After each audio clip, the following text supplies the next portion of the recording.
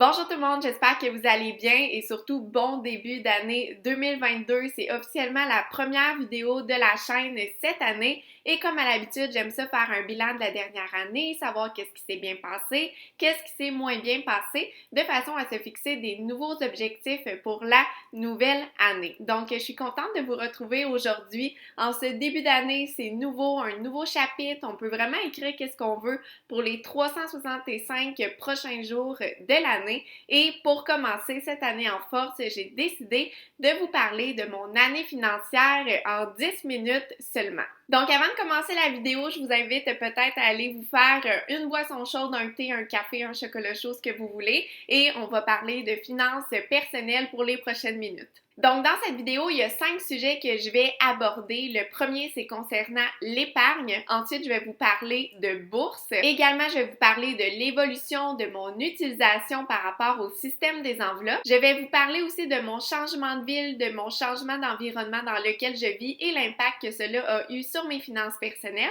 Et finalement, je vais vous parler de mes objectifs financiers pour 2022. Donc, c'est parti pour mes épargnes de 2021. Donc, au début de l'année 2021, je m'étais fixé comme objectif d'épargner 50% de mes revenus nets pendant l'année 2021. Et là, j'ai vraiment été contente. Je vous en ai parlé un peu sur Instagram si vous me suivez sur cette plateforme-là. Mais en fait, en 2021, j'ai épargné 58% de mes revenus nets et dans le fond, mes épargnes, je les place dans différents comptes.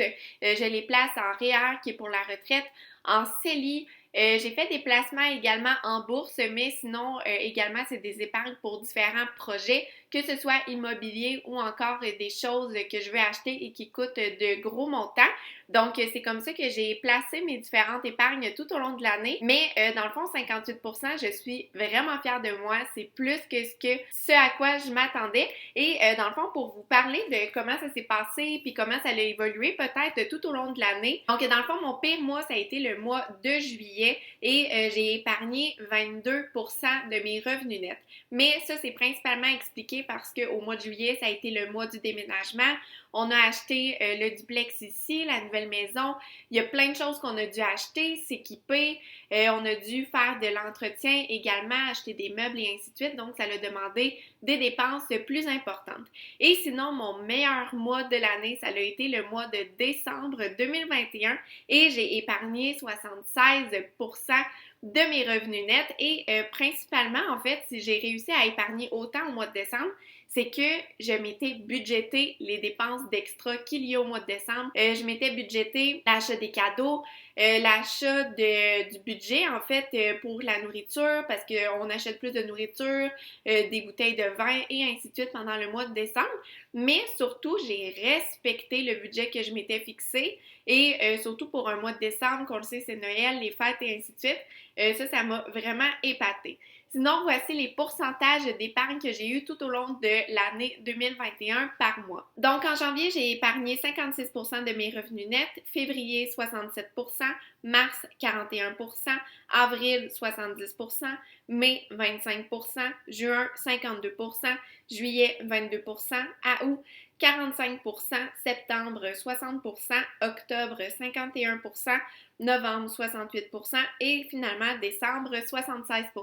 Donc pour 2022, concernant l'épargne, je vise encore un pourcentage d'épargne de mes revenus nets de 50% et la principale raison, c'est que je trouve que 50%, c'est déjà un pourcentage qui est ambitieux, puis je trouve aussi que ça permet vraiment d'avoir un équilibre entre des épargnes féroces et également pouvoir vivre, pouvoir dépenser, vivre des expériences et ainsi de suite sans se priver. Donc, pour 2022, je vais rester avec un objectif de 50%, mais ça, encore une fois, c'est bien personnel. J'ai mes raisons personnelles pourquoi je vise 50% et on a tous des antécédents différents et également des objectifs différents. Donc, ici, je veux pas que vous vous compariez à moi, mais seulement peut-être de vous inspirer de ce que je fais, de vous inspirer de comment je procède en fait pour peut-être augmenter votre pourcentage d'épargne de 1, 2, 5, 10, 15%. C'est selon vos préférences. Donc ici, mon conseil pour comment parvenir à épargner de forts pourcentages de ces revenu net, mon conseil pour vous, c'est de se structurer et de se fixer un objectif qui est réaliste, mais surtout, c'est de suivre ses dépenses, suivre ses habitudes tout au long de l'année afin de continuer de se motiver et afin d'atteindre son objectif. Finalement, le deuxième point, c'est concernant la bourse. Donc, en janvier, ça fait officiellement 1 an que je me suis inscrite sur une plateforme de courtage en ligne pour la bourse afin d'acheter des actions et de pouvoir faire fructifier mon argent via le système de la bourse. Donc, concernant la bourse, je vous en parle pas vraiment parce que je suis moi-même débutante dans le milieu. Je fais des essais, je fais des erreurs, je lis sur le sujet, j'analyse, je regarde un peu comment ça se passe. Donc, de toute façon, je peux pas vraiment vous outiller ni vous conseiller sur le sujet. Il faut vraiment faire ses propres recherches selon ses convictions, selon les montants qu'on veut placer et ainsi de suite. Mais pour faire en fait un résumé de mon année sur la bourse, je vous dirais que l'année 2021, ça n'a peut-être pas été la meilleure année pour tout le monde, dépendamment des placements que l'on a fait. Moi, personnellement, j'ai perdu 5,28% de mes avoirs sur la bourse, mais considérant l'année 2021 sur les marchés boursiers, je considère que c'est pas si pire. Je connais des personnes qui ont perdu énormément d'argent, qui ont vu en fait leur argent vraiment baisser drastiquement, mais également j'ai vu des personnes qui ont fait beaucoup de bénéfices grâce aux actions qu'ils ont placées sur la bourse. Donc, c'est vraiment ma propre expérience. Puis, est-ce que ça me décourage pour la suite? Eh bien, la réponse, c'est pas du tout. Parce que moi, je vise vraiment du très, très long terme. Je vise du 20, 25, 30 ans. Donc, lorsque j'achète une action, je la garde pour la vie. Je suis pas le genre de personne qui achète et qui vend et ainsi de suite. Donc, moi, j'achète des choses qui, je crois que dans le temps, ça va continuer de se bonifier et c'est tout ce que je fais en fait, puis je continue de suivre, de regarder c'est quoi peut-être les bons plans et ainsi de suite, mais sinon c'est pratiquement tout. Donc, quels sont mes objectifs pour 2022 concernant la bourse? En fait, je vais continuer de faire qu'est-ce que je fais, je vais continuer de suivre un peu, d'acheter des actions, de diversifier mes avoirs également. Mais comme je vous ai dit, moi, c'est vraiment du très long terme, donc je ne regarde pas sur l'année. Je vais plutôt regarder dans une dizaine d'années pour voir qu'est-ce qui a bien fonctionné et qu'est-ce qui a moins bien fonctionné. Donc, mon conseil concernant la bourse, si c'est quelque chose que vous aimeriez faire, c'est de commencer petit et de regarder et de lire énormément sur le sujet pour se familiariser avec tout ça.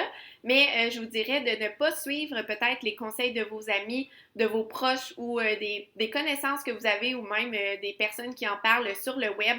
Regardez vraiment selon vous, faites vos propres recherches auprès de sources fiables et sinon c'est avec des essais-erreurs, je crois, oui, un peu de chance parfois si on va réussir à faire fructifier notre argent sur de longues périodes de temps. Donc, le troisième point, c'est l'évolution du système des enveloppes dans la dernière année. Donc, maintenant, comment que je procède, en fait, c'est qu'avant, j'utilisais vraiment de l'argent comptant et des enveloppes vraiment en papier que je répartissais selon mes différents postes de dépenses et tout au long de la semaine, lorsque j'allais à l'épicerie, lorsque je mettais de l'essence et ainsi de suite, j'utilisais l'argent papier pour payer. Mais là, dans les dernières années, en fait, depuis le début de la pandémie, j'ai transféré en fait l'argent comptant vers l'utilisation de ma carte de crédit et plutôt je me suis créé une note sur mon téléphone que je répartis chaque mois en 4 semaines distinctes et que je me fixe un budget et je suis mes dépenses sur cette application-là. Donc, lorsque je fais une dépense, je l'inscris sur ma note sur mon cellulaire et lorsque j'approche mon budget, je fais la somme rapide de ces montants et je détermine en fait si je respecte mon budget ou si je dois faire plus attention ou s'il me reste encore de la marge de manœuvre pour la semaine en cours. Donc maintenant, j'utilise vraiment ma note sur mon téléphone, ça fonctionne super bien avec moi. C'est un système qui est super simple. Puis ça, moi, c'est quelque chose que je prône énormément concernant les finances personnelles.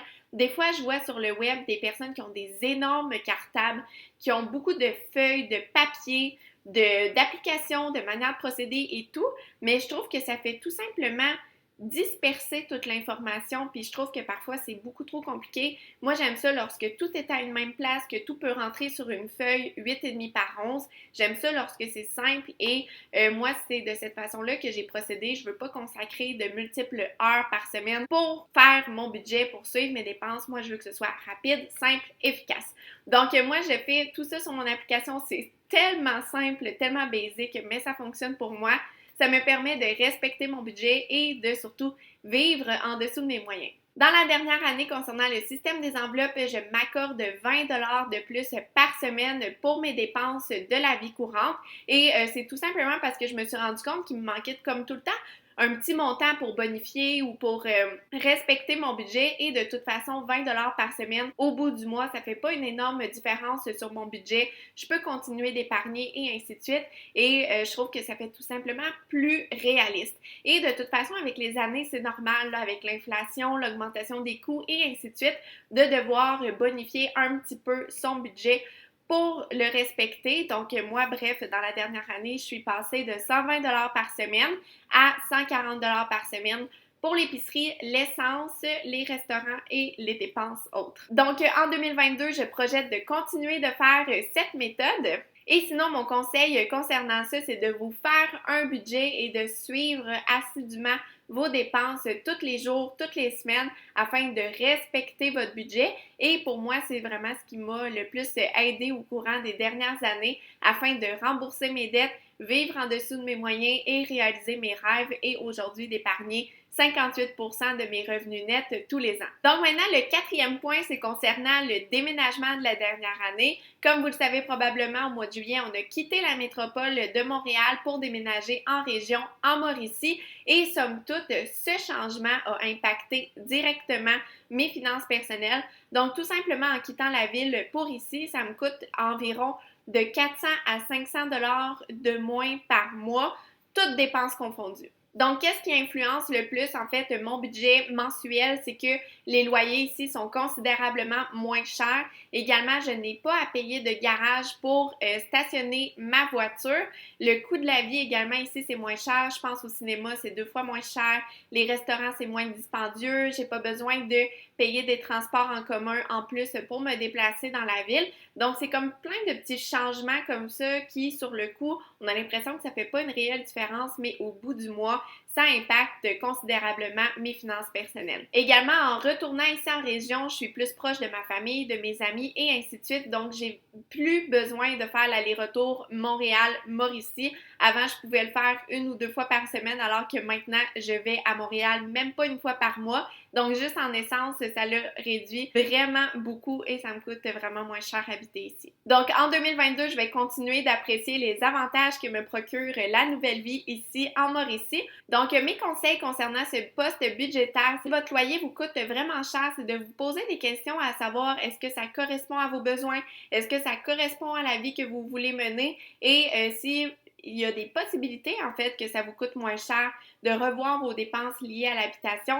et de faire du changement, en fait, pour pouvoir diminuer ce poste de dépenses important. Et maintenant, le 5e point, c'est mes objectifs financiers pour 2022. Donc, j'ai commencé à y penser, à y réfléchir et ainsi de suite.